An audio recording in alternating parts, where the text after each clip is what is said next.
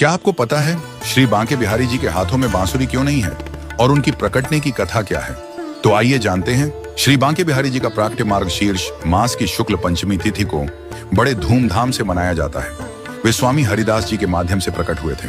स्वामी हरिदास जी, जो प्रसिद्ध संगीतज्ञ तानसेन के गुरु थे, अपनी मधुर आवाज से श्री कृष्ण के हृदय को आकर्षित करने में सफल हुए। उन्होंने 12 साल तक निधिवन में भजन गाए और अपना पूरा जीवन बिहारी जी के चरणों में लगा दिया, जिससे श्री कृष्ण ने स्वयं श्री बांके बिहारी जी के रूप में प्रकट होने का निर्णय लिया। स्वामी हरिदास जी ने श्री कृष्ण और राधा जी के मिलनसार रूप को बांके बिहारी का नाम दिया। स्वामी हरिदास जी के गुरु स्वामी विशुद्धानंद देव जी ने स्वामी हरिदास को पहचान लिया था और कहा था कि वे राधा जी की प्रिय सखी ललिता का अवतार हैं। जब श्री बांके बिहारी जी प्रकट हुए तो उनके साथ राधा जी भी थीं। राधा जी ने स्वामी हरिदास से कहा कि वह उनकी सेवा करें, लेकिन स्वामी हरिदास जी का शरीर वृद्ध था और वह दोनों की सेवा एक साथ नहीं कर सकते थे।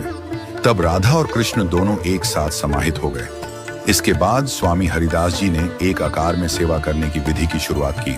अब बात करते हैं कि श्री बांके बिहारी जी के हाथ में बांसुरी क्यों नहीं है। इसके पीछे कारण यह है कि स्वामी हरिदास जी ने उन्हें एक बालक रूप में देखा और यह सोचा कि अगर श्री कृष्ण दिन भर बांसुरी बजाएंगे तो थक जाएंगे।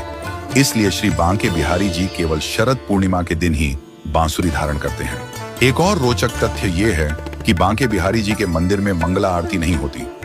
सामान्यतः भगवान के मंदिरों में सुबह सुबह मंगला आरती होती है, लेकिन बांके बिहारी जी के मंदिर में उन्हें जल्दी नहीं उठाया जाता। यह कहा जाता है कि रात को रासलीला करने के बाद भगवान को विश्राम दिया जाता है और इसलिए उन्हें सुबह जल्दी नहीं उठाया जाता। केवल जन्माष्टमी पर उनकी मंगला आरती की जाती है। आपने देखा होगा